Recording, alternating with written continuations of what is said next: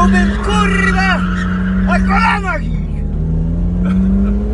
No nie kurwa!